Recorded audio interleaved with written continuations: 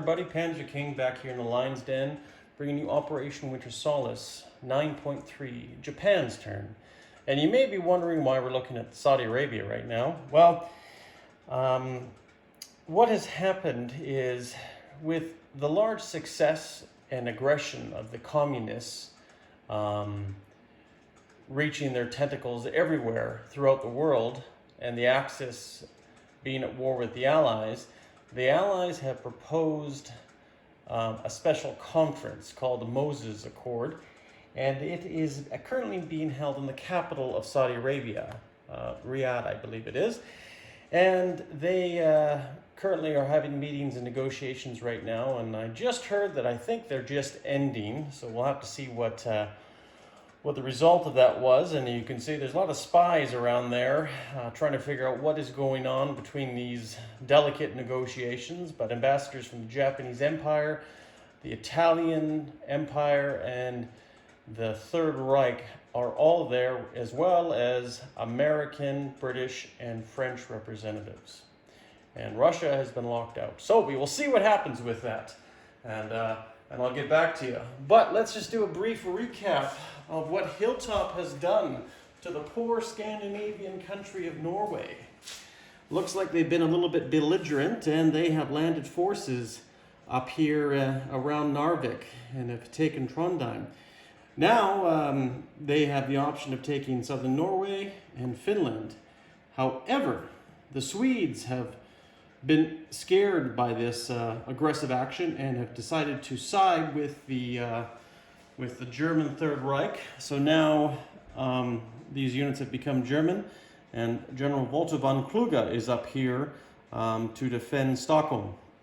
So that is what currently has happened. A lot of people are wondering why that happened, and that's why the Allies called the conference for the Moses Accords and see what could be done to stop the belligerence of the communist scourge. So that's what's been going on. We'll get to Japan's turn here in a second, but I'm just going to do a little recovery from my 9.1 turn for Germany.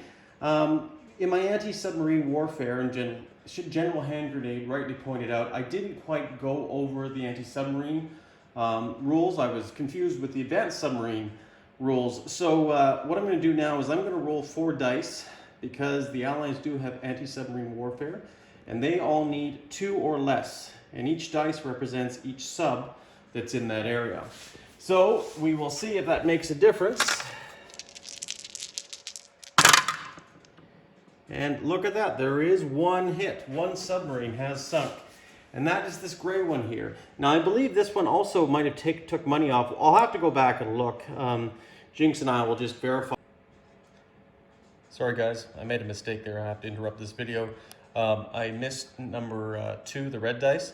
So that was also a hit. So 107 is hit, as well as U-183 are both going to the bottom of the ocean. But I also made another small mistake, and I'm glad I caught it too. I forgot to roll for this U-571 down here in South Africa.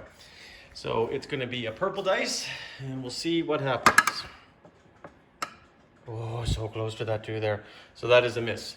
So just to clarify, those subs with that income, if they took any income off there, will be reflected for the British in whatever it is. I can't quite remember offhand, but just keep in note that that's it. So unfortunately, that's a very piss poor roll for Germany, losing 2 subs, not getting hardly anything on their wartime economy, and now only having 2 left, which should make short work with the British Navy.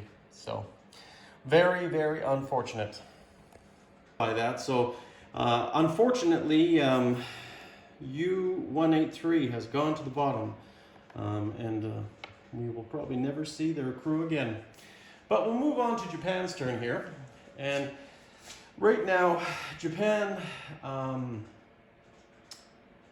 has just got out of the Moses Accords, and what they're going to do is looks like we're going to have a brief talk with their ambassador and see what has just happened in Saudi Arabia. So just hold on 1 second, guys.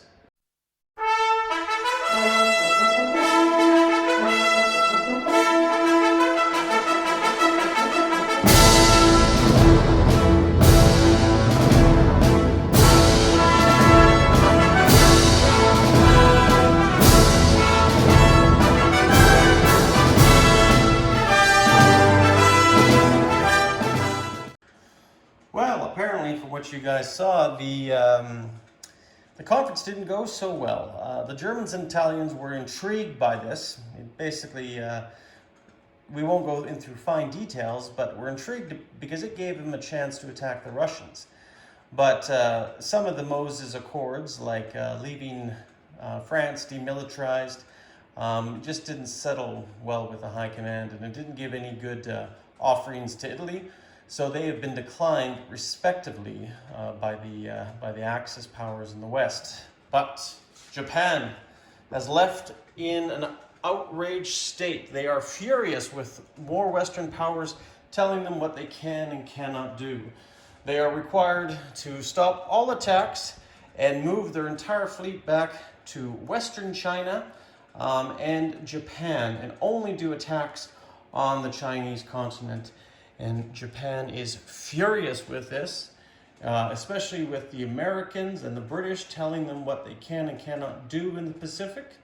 So we have just received orders that the admirals of the 11th, 8th, and 5th fleets have been ordered to start up their ships and head to sea immediately. So we'll see what happens with that in our non-combat movements. But Japan has decided to do its buy. Now I'm going to show you what we have planned here. Japan is going to build one Marine, one militia, and we're going to upgrade a militia to an infantry in North French Indochina there, Tonkin or something like that. But that's what their plan is. They're also planning to roll 3 technologies and see if they can get improved construction, because they do have wartime economy, improved construction, heavy carriers, and 6, I believe, is long-range aircraft. So that would definitely be very handy for the Japanese. We're also going to complete the Yamato this turn, which is going to give $1 to the Americans, regardless. We're going to lay down a sister ship. The Musashi was supposed to be up, but the plans have changed, and now they're going to build her sister ship, the Shinano. And we're going to put money down for that. So that's another $1 for the USA. We're going to lay down 2 other minor capital ships that aren't officially capital ships, the Kirishima and the Haruna, to join the Congo. Those are her sister ships. And we're also going to lay down the Hiryu, another capital ship, which will gain the Americans another $1. So they will be going up $3 this turn. But these are orders straight from high command. And that's what Japan's buy is. Now, it might change if we do get improved construction. Things might be added or not, but that's how it is right now. So let's just roll these dice here and see if we're favorable. Looks like we got 2 out of 3. So we did not get the green one. Actually, I just want to make sure. Yep. So we got heavy carriers moved along. And it looks like we, of course, didn't get improved construction, the one I really wanted. We got a 5. But we did move along with long-range aircraft. So we'll move that up on the board for the Japanese. Oh, actually, you know what? It looks like we already have long-range aircraft. Oh, I must have missed that. I was looking at the wrong board. Well, craps. Well, we'll move up the heavy carrier there. And since we can't move that one again, I guess I can just roll for another one. Obviously, I can't remove a move for improved construction. And it's unfortunate because we got a hit there, but that's okay. So let's move on with, let's try improved factories. It's not the greatest thing, but it could help Japan. And I believe we need to get a 7. Now we got a 10. So, okay, you know what? Nothing's really changed. We just move along with improved factories, which will go up into the first position there. So, not ideal, but hey, is what it is. Slowly moving along. And that's what the Japanese have planned for their buy. So nothing changes with their improved construction, which would have saved them a few bucks definitely, but it is what it is. Probably would have saved them at least $3 this turn. So that is their buy. That is their land buy right there. That is the technologies they got. What is Japan going to do this turn? Well, Japan has received orders for their ships to sail. And this is, trying to find a good spot here just to perch here. We're gonna look at the fleets right here, what they have. Now they're all within one sea zone. Well, you know what, actually it's probably easier that we just make our moves accordingly. And I'll probably actually, looking at the map here, our distance, they can move 4 because we have major naval ports in that area that can move, whether it's in Formosa or French Indochina, right? So what we're going to do here is the heavy carrier, or the carrier, I should say, Kaga, and her fleet, the 5th fleet, will move out. We'll leave our transports there in Sea Zone 5. And that is the 5th right here. So this will be heading to the largest naval port we can get here, which will be the Caroline Islands. Now that gives Japan a chance to strike in 2 separate ways. They can go down 1, 2, or actually I guess 1, 2, 3, 4, attack Sydney, which is very desirable. That area is worth a few points and can also eliminate a thorn. Or we can also move north here, and it depends how you look at it, but really they're all the same. 1, 2, 3, 4. Maybe even attack Hawaii, as far as Hawaii, right? So that's where the 5th fleet is, and that's right there. The transports are staying off. Now we also have the 8th and the 11th. So the 8th and the 11th, same thing. The transports are just staying behind, but all of those ships from the 8th are going to be coming over here into this sea zone. And then we will have the Congo join them, and it will be we'll just put it down here as well. And we're also going to have 2 more heavy cruisers join them, since they're fast movers. We're going to keep 2 destroyers behind to protect the battleships. Well, actually, I shouldn't say that because they can move 3, and since they are here, they can easily make the Caroline Islands. So I think actually what we'll do here is scratch all of that, ladies and gentlemen, and those fleets will stay. The submarines are going to stay behind, but we are also going to move that as well for now. I might just change that. Like I say, I'm doing non-combat movements because there are no attack movement this turn. And I want you guys to kind of understand my logic here, because right now Japan is, you know, they're strong, but people are also getting strong around them, right? And that's obviously something to be worried about. But you got to pick your battles, and also Japan has to do it soon. So I feel in this sector, this might be one of the best options to do what we want to do. And then, right, let me just calculate this out. If I go there, or if I can go here,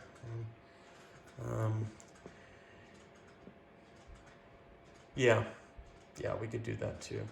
Okay, yeah, no, I think that's what we're going to end up doing, is we're going to have this fleet do exactly that. Now here, what about the transports, you say, right? Well, we have destroyers in that fleet. So what we're going to do here is we're going to take 2 of the Special Navy landing forces, and they're also going to be tagged along with both of these guys. So we got 2 destroyers here, but I basically consider these fleets together, right? And once again, the transports here, currently right now, are going to be sailing back to Hawaii, or not Hawaii, I'm sorry. And these destroyers here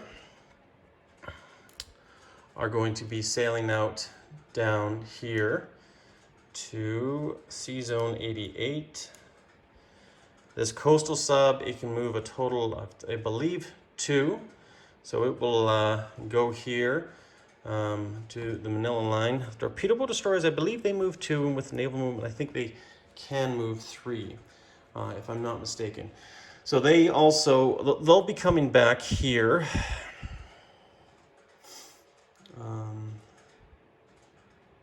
And staying in Japan.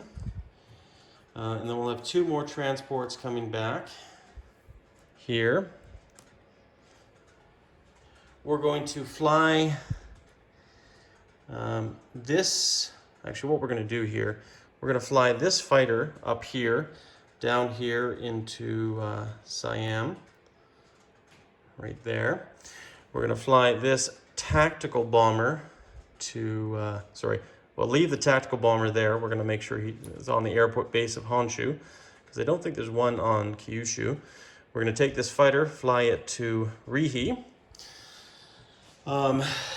Actually, I think the smart move is to probably leave it in there, because I have a air base which I can scramble into there as well. So that's probably a very good strategic move, leaving them there.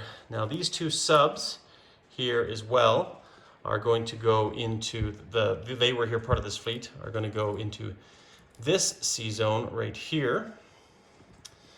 And they're going to perch themselves there, as well as we have 2 destroyers. Just trying to think what other options I have here. I think what we'll do here, if we can make it, because these 2 destroyers were in this sea zone, they can go 1.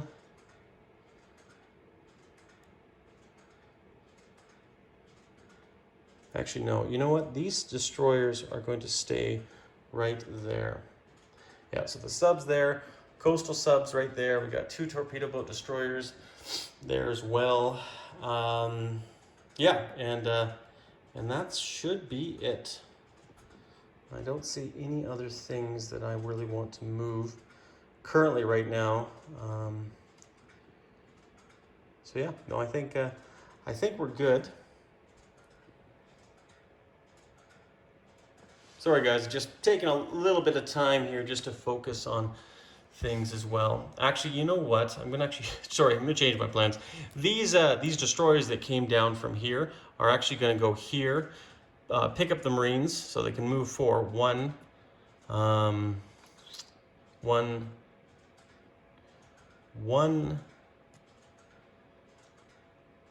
2, 3, 4. And they will sit right here in this American sea zone. Actually, you know what? No, we can move further. 1, 2, 3, 4. Yeah, we'll land them down here on this island. And then that way those Marines will be there from Japan. Yeah, so and that should be good. I don't see any other things that I can really do. The transports have been recalled back there. Obviously, I got to defend them, but that's why that plane is also, that can be scrambled there. And of course, we also got the plane here in Korea that can be scrambled as well. So yeah, I think that's Japan's turn in a nutshell. Just wanted to show you guys some real-time thinking here, that I am thinking this out. And let me go back to why I'm doing this. Threat projection. Caroline Islands is very vital to me, because no matter how you look at it, with most of the Navy there, they can go 1, 2, 3, 4, be in here, attack anywhere here in Australia. They can also double back, which is a nice thing. I like this, because they might actually do that. Double back, maybe even attack American islands, or go back to Singapore, making all of these people put some more money in where they wouldn't have otherwise, if that's what I'm doing. And I'm not saying that.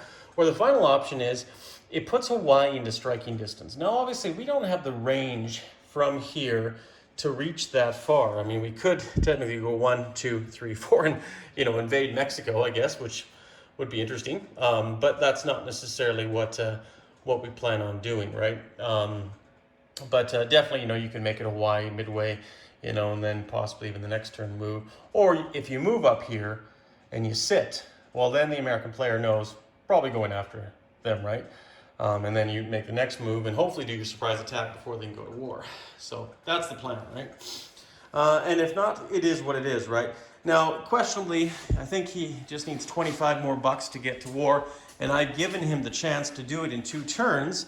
Very unlikely, but possible because of these extra $3 I've given him. But these are ships that I put down on my queue and my build plans for that I wanted to do. So yeah, we'll see. You know, fast battleships are nice because they can keep up with the rest of the fleet. Unfortunately, old battleships that slow you down a space and limit strike potential, right? So anyways, so that's what we're going to do here. The Yamato's going on the board, and she's going to be placed in honor right there on the middle of your screen. I'll just leave that for now.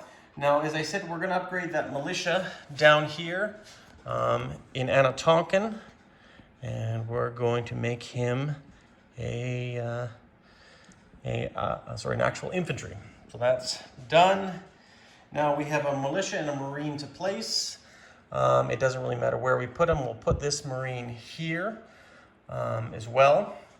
And then we also have one final militia that we just built. And we're going to put him on Dutch New Guinea to help defend that down there in case it gets attacked sooner rather than later. And of course, really, the rest of it is just going to go on the building queue, and I'll put that right now on the building queue since we've all paid for that. And you can see what Japan has planned. And we have the Haruna, we have the Kirishima, we have the Hiryo, and we have the Shinano. So, a lot of orange there, but I'm sure in a few turns this might get very green as well. So we'll see. Anyways, Panzer King here, the Lion's Den. Basically telling you that's it. Our income currently, if I haven't messed up anything, is $29. And one thing I did forget to do last turn was to align Bulgaria.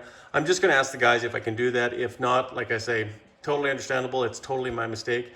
But I would have done had I remembered, and I know, you know, that's what it is. So that could also change as well for the German income. But that's what Japan is, so 29. And they have wartime economy. And I guess we should roll that here at the end of the video, which we have 2 D6s.